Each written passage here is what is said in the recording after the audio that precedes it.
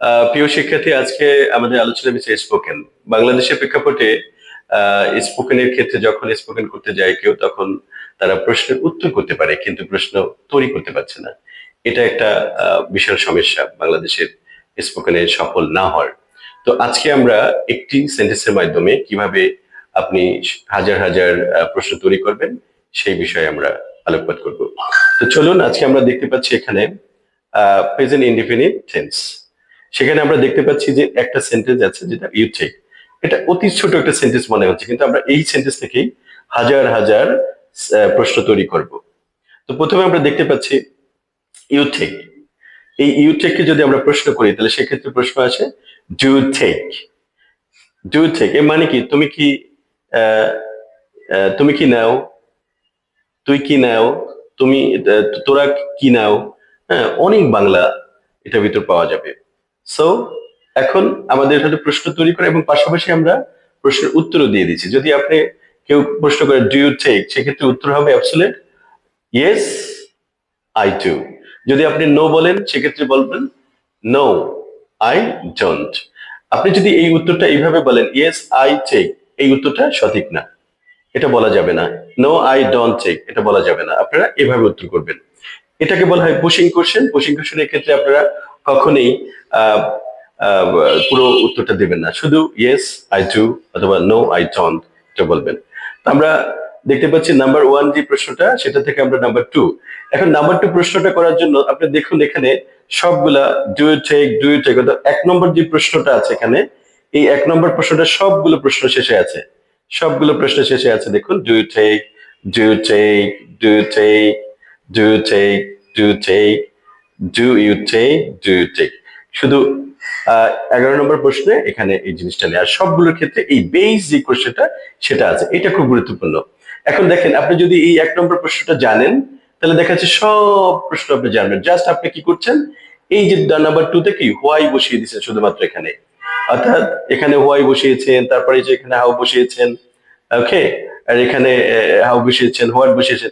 এরকম ডাব্লিউএস গুলো আপনি পাশে বসিয়ে দিলেই শত শত হাজার হাজার প্রশ্ন তৈরি হয়ে যায়।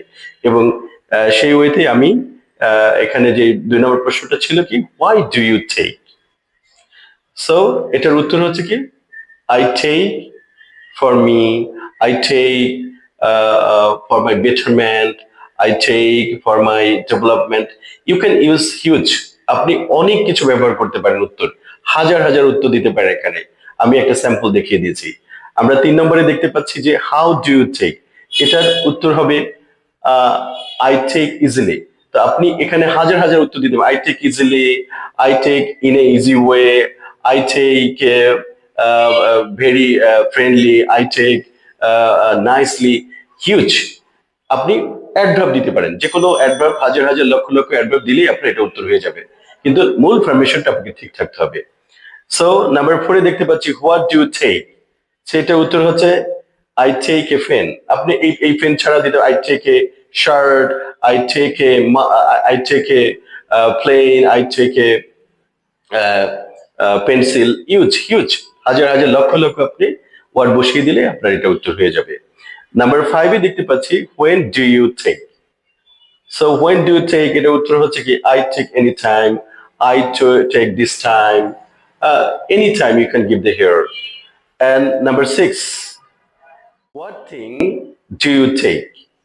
So এটা 6 নম্বরের উত্তর হচ্ছে I take this thing, অথবা আপনারা I take this pen, I take this dress, I take this mobile. Huge, you can give that. Number seven, what do you take? So I take it to my office. Also, I take it to my office. I take it to my office.